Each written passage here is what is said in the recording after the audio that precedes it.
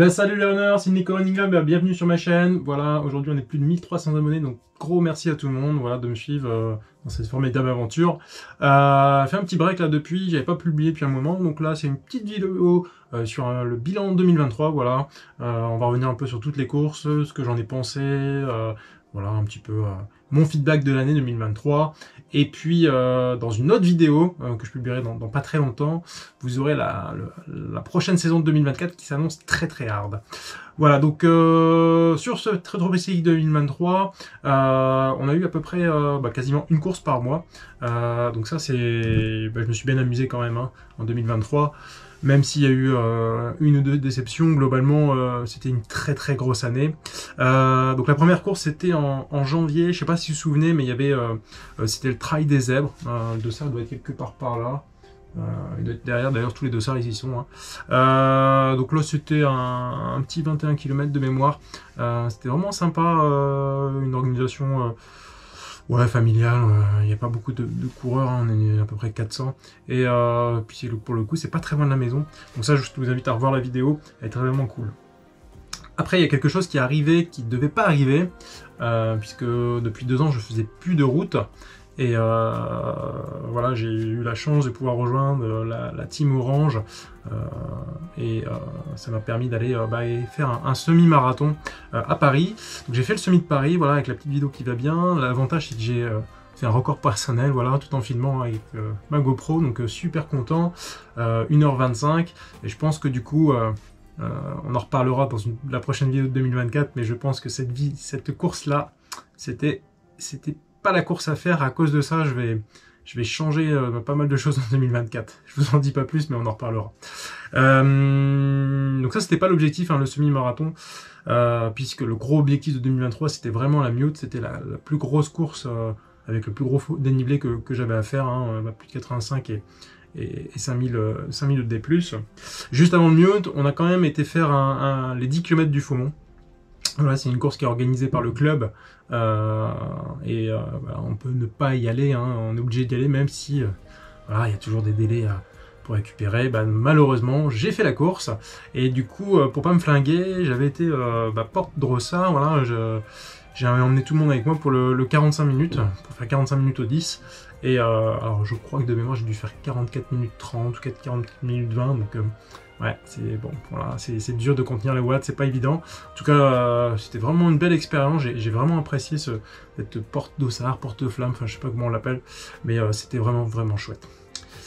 Donc ça c'était mars. En avril on a fait le Mute. Alors Mute, pour pas ceux qui n'ont pas vu la vidéo, enfin, franchement je crois qu'aujourd'hui la vidéo parle d'elle-même, déjà il y a des milliers de vues sur cette vidéo, enfin les paysages sont grandioses, enfin cette course c'est aujourd'hui la plus belle course que j'ai faite de ma vie, c'est le Mute, voilà, je peux vous le dire. J'espère qu'il y en aura d'autres hein, qui seront tout aussi bien, voire mieux, j'espère, on cherche toujours plus, hein, toujours mieux, mais clairement aujourd'hui c'est la plus belle course que j'ai faite, voilà, à tout niveau.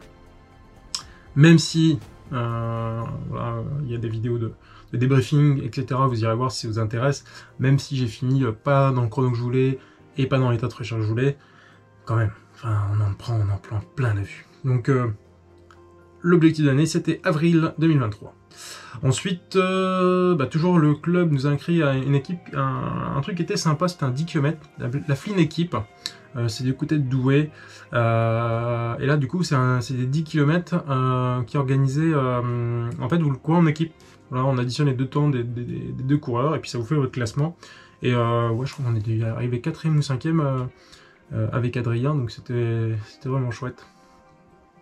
Et puis je suis retourné sur le Trail d'Hobbit en juin, et ça c'est une course que j'affectionne beaucoup parce que j'aime bien le paysage, c'est assez roulant, c'est ce qu'on a par chez nous. Alors malheureusement il faisait plus le 62, il avait arrêté, et donc je suis parti sur 42 km, et là je me suis régalé sur cette course, malgré qu'il faisait chaud, beaucoup moins chaud que l'année précédente, parce que l'année précédente il y avait une hécatombe, on avait eu plus de 50% d'abandon. Là, je me suis vraiment régalé parce que j'ai fait un gros chrono. J'ai fait ça en 3h40, si je dis pas de bêtises, pour 42 bornes et 800 de dénivelé. Donc, on a couru toutes les montées au ravito. Enfin, voilà, j'avais une forme olympique quand j'ai traversé la ligne d'arrivée. Pareil, j'étais super en forme. J'étais reparti pour pour 10 tours. C'est 2 ou 3 boucles, hein, le trail d'Hobbit, c'est vraiment sympa. Donc malheureusement, ils ne le font pas en 2024. Ils l'ont annoncé sur la page Vegas Book pour diverses raisons. Je vous laisse aller consulter si ça vous intéresse. Mais voilà, moi je suis en 2025. Ils ont promis qu'ils reviendraient. Vous êtes sûr que je serai là-bas en 2025 parce que c'est une course que j'affectionne beaucoup. Donc ça c'était donc Trail de Hobbit, mais ça faisait pas partie des majeurs parce qu'on avait 2 ou 3 majeurs hein, cette année. En 2023 on avait le Mute, la 6000D et puis la Kulamanen. Est venu se greffer juste avant la 6000D, les 10 km de Fretin qui n'étaient pas prévus non plus. Voilà, il y avait pas mal de monde sur le 2 semaines avant la course. Hein. Il y avait pas mal de monde du club. Et du coup, j'ai décidé d'y aller. Voilà, avec la GoPro, vous filmez ça aussi. On a fait au passage un record sur les 10 km, puisque j'ai fait ça en 38 minutes 50, quelque chose comme ça. Voilà, alors tout n'en était pas, j'étais pas à fond hein, non plus, mais voilà, ça reste de la route, c'est une préparation spécifique, il faut faire de la vitesse. Hein. J'étais en plein dans des séances de 90-100 km par semaine, c'était pas du tout l'objectif des 10 km, mais je me suis bien amusé avec les copains, puis Nico m'a bien tiré, donc je vous laisserai aller voir aussi cette vidéo-là, elle était vraiment chouette. Puis en juillet, pendant les vacances, j'ai claqué donc, le trail de la 6000D qui était pas un objectif amateur, mais un objectif aussi ambitieux qui ne devait pas poser de problème. Et pour ceux qui m'ont suivi depuis le début, bah voilà, vous savez que je ne l'ai pas terminé. C'est quand même une belle course, avec une belle ambiance au départ. J'ai pas été sublimé par les paysages, notamment au niveau du glacier. J'en ai parlé dans une vidéo dédiée. Vous irez voir sur la chaîne, dans le débriefing. Mais voilà, cette course-là, j'avais pas la motivation, j'avais pas le mou, enfin voilà, pour plusieurs raisons.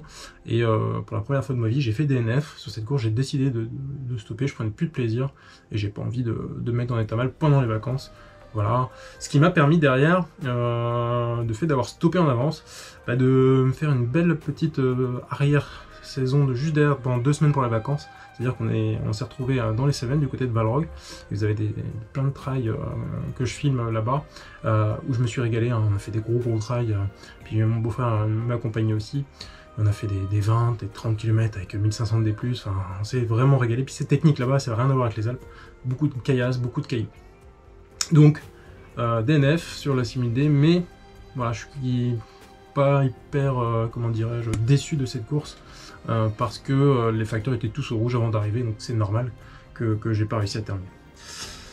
Et puis, j'avais déjà fait le Trail de l'eau blanche en 2022, l'organisation m'avait réinvité, voilà, en leur demandant si ce serait bien de venir avec des copains, et ils m'ont invité, donc ça c'était vraiment chouette. Je suis retourné au Trail de l'eau blanche, je pensais aller chercher un top 10, et j'étais complètement cramé sur cette course. Mais alors, quand je vous dis cramé, au bout de 3 km, il n'y avait plus de jus, hein, mais vraiment plus de jus, donc j'étais parti premier, le truc à pas faire, voilà, j'étais grosse forme, et puis, ouais. Je l'ai subi direct 2-3 km après. Pourtant, physiquement, j'aurais été capable de tenir cette allure et puis faire un joli chrono, mais non. Le corps était très fatigué, donc impossible. Et pareil, on est dans les Ardennes belges, hein, je vous recommande d'y aller. C'est vraiment, vraiment chouette, cette course. Suite à ça, pareil, un petit mois, voilà, j'avais un petit creux. Donc on était en août là, vers septembre plus grand chose, et il est venu se greffer le trail de la Pyramidale, pareil, je remercie l'organisation de m'avoir invité, c'était vraiment chouette. Et le trail de la Pyramidale, pareil, l'avantage c'est que c'est à 30 minutes de la maison, je m'attendais que ça soit plus vallonné, c'est quand même très roulant, le parcours est quand même un peu cassant, il y a un peu de caillasse, il y a un peu de... Ouais, il y a le terrain de cross là qui est pas mal aussi. Enfin, pareil, hein, la vidéo est sur la chaîne, je vous invite à y aller. C'était sympa, franchement. C'est pas impossible que j'y revienne un jour pour aller chercher un chrono là-bas, mais j'ai dû finir dans les 20e, quelque chose comme ça. Mais voilà, j'étais en grosse sortie longue, hein, je venais de faire, je sais plus, 25 ou 30 bornes la veille, ou un truc du genre, et je devais refaire 30 le lendemain. Enfin, bref, j'étais sur un week-end choc, donc c'était pas propice, mais c'était vraiment bien, puis une belle petite organisation familiale comme j'aime, donc chouette. Je vous recommande le Trail de la Pyramidale aussi. Et puis du coup, le deuxième gros objectif de l'année, c'était la Kulamanen, voilà, une distance de 100 km, 104 ou 105, quelque chose comme ça. Pas beaucoup de dénivelé, mais très roulant. Quelque chose qui me va bien, moi, puisque je cours assez plutôt vite, j'ai une bonne VMA, donc en allant modérément, normalement, on peut y arriver. Comparé à du dénivelé, où on a moins l'habitude, hein, par chez nous dans le Nord, de s'entraîner avec des côtes. Hein, voilà, on est obligé de manger les terris à côté. Là.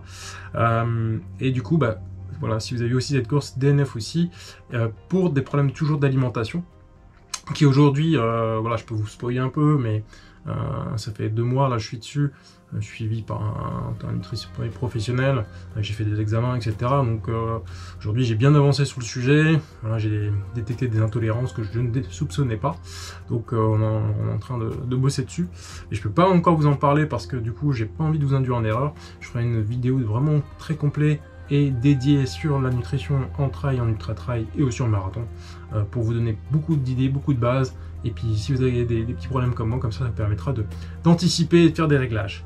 Et donc la Kool Mann, bah oui, DNF aussi, et là j'étais en rage parce que cross forme, cross préparation, enfin franchement pas du tout stressé, j'étais sur la ligne de départ avec 48 en fréquence cardiaque de repos, enfin voilà, j'étais vraiment zen.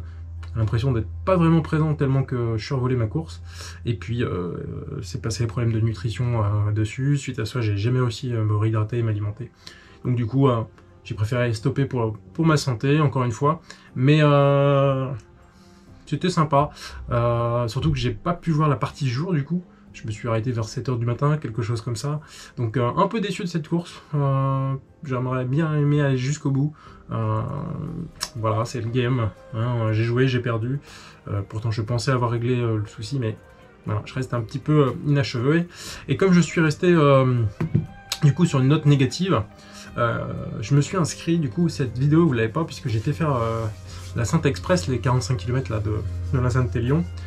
C'est une course que j'avais fait il y a 2 ans, c'était mon premier trail, et à l'époque j'ai dû faire 5h05, quelque chose comme ça, et par contre j'ai été tombé au bout du, je sais plus, 7e, 8e kilomètre, mais bien, hein, puisque mon genou s'était ouvert, j'avais eu beaucoup de sang, et heureusement qu'il faisait très froid il y a 2 ans, ça avait colmaté la plaie, ça avait une sorte de pansement de garrot, ce qui m'a permis en fait de repartir et puis de finir cette course, parce que je sortais à l'époque d'une prépa marathon, et c'était vraiment une grosse première fois que je dépassais les 3h10, 3h15 de course, quoi, hein. C'était vraiment mon première expérience trail. Et du coup, je me suis dit, tiens, allez, je vais me prendre une petite revanche sur cette course, puisque voilà, je l'avais subi il y a 2 ans, alors pas physiquement, mais enfin si, physiquement, puisque j'étais blessé, parce que ça, j'aurais dû avoir 2-3 points de suture pour info, donc voilà. Un petit conseil, hein, prenez toujours une bande ou des straps pour quelque chose, c'est pas ça qui va vous ralentir, hein. Vous n'allez pas dire peut-être une place, mais ça peut peut-être vous sauver la vie ou la course, hein. Et j'en ai vu au mieux aussi partir comme ça, sans bande, etc., et taper des rochers. Je peux vous dire que les assistances, elles mettent des fois 40-45 minutes avant d'arriver quand vous êtes isolé, hein. Donc du coup, la Sainte Express, l'avantage c'est que voilà, j'ai une grosse expérience sur le froid puisque j'avais déjà subi il y a 2 ans le truc. Je suis arrivé nickel, j'avais pris mes petites chaufferettes et tout. Et là, donc là, j'ai bombardé puisque là, l'objectif, c'était de faire un gros chrono, hein. J'étais là pour faire dans ma tête, je savais déjà que je voulais faire un sub 4h30, voilà, dès le départ. Et donc, l'organisation est toujours perfectible, hein, sur la Saint-Lyon, sur la Sainte Express surtout. Je pense qu'on n'a pas le souci sur les autres courses, mais celle-là, hein, voilà, comme vous êtes en plein ravito du côté de Sainte-Catherine, là, c'est pas optimal, il n'y a pas un départ de folie, mais bon. Le parcours est sympa, moi je me suis régalé, j'étais en gestion de toute la course, tout petit chouïa en dessous de ce que je voulais faire, mais j'étais vraiment pas loin. Et donc on finira en 4h19 si je dis pas de bêtises, avec un bon classement, hein, dans les 5-6% premiers, donc plutôt à ce que j'ai l'habitude de faire. J'ai regardé la cote, parce que voilà, vous me connaissez, je regarde les cotes ITRA, Bitra, etc. Cette année, la plus grosse cote qu'on a fait, c'est sur la Trail de Bit, un peu plus de 60 en... c'est comment ça s'appelle déjà, UTMB, ITRA, oh, je les confonds tous, mais en gros dans les 600, et du coup j'ai regardé la Sainte Express dans les 57, ouais, en Bitrail c'est ça, ouais, 60, 57 c'est Bitrail, et 600 etc c'est ITRA, c'est vrai. Il y a un 0 de plus, mais bon, globalement les codes se ressemblent vachement, donc ça donne, ça ressemble aussi à l'UTMB, hein, pour info. Et donc presque à plein potentiel, puisque le Trail de Bit a été plein potentiel de 2023, avec une cote à plus de 600, donc 60 en Bitrail. Et du coup ça m'a rassuré sur ma gestion. En revanche, j'ai eu aussi des problèmes, encore une fois, de problèmes d'alimentation, hein, sur cette course, malgré que j'ai encore changé complètement, j'étais tourné qu'en gel, alors je vois déjà les rageux, le gel. Aujourd'hui, moi, mon problème, il n'est pas sur ce que je mange pendant la course, mais ce que j'ai, en fait, visiblement, j'arrive déjà avec un estomac déjà abîmé avant de courir, ce qui fait que pendant des efforts de supérieur à 4 heures, mon corps explose dessus. Voilà. Je vois déjà tous les commentaires, etc. Donc je préfère déjà le dire. Voilà un peu la belle saison 2023, donc je suis globalement satisfait de ma saison, quelques petites déceptions, mais je suis quand même content parce que deux choses, j'ai avancé sur la nutrition en ultra, mais vraiment beaucoup avancé parce que j'ai fait 2 ans de réglage, 2 ans où j'avançais pas, et là aujourd'hui j'ai mis le doigt sur beaucoup de choses, voilà, sur mon intolérance, notamment via au lactose, donc ça je sais qu'aujourd'hui vous me verrez plus manger de fromage sur les ravitaux, voilà, même s'il y en a très peu. On va éviter tout ce qui est de lait de vache, et puis voilà, je suis pas intolérant fort au gluten, mais modérément, et pareil, on va changer un peu la stratégie sur la nutrition. Et donc du coup, je suis content quand même de mon année libre parce que j'ai pu régler ça, j'ai quand même une belle saison quand même, hein, plus de 12 courses cette année. Ok, il y a eu 2 DNF, ok, ça arrive. Maintenant, aujourd'hui, plus jamais, ça m'arrivera. Ça, c'est clair et net. En 10 ans, depuis que 10 ans que je cours, ça m'était jamais arrivé avant. Cette année, ça n'est pas passé. Le corps a dit stop. Maintenant, aujourd'hui, on a identifié le problème. On va le résoudre pour 2024. En tout cas, en 2024, il faut que ça tienne parce que vu le programme qui m'attend, ça va être chaud, chaud, chaud. Je vous le dis, les runners. Hein, ça va être, si j'arrive à tout faire, ça va être waouh. Bon, on en reparlera dans la prochaine vidéo, mais en tout cas, je vous remercie tous pour cette belle année 2023. Je vous donne rendez-vous la prochaine.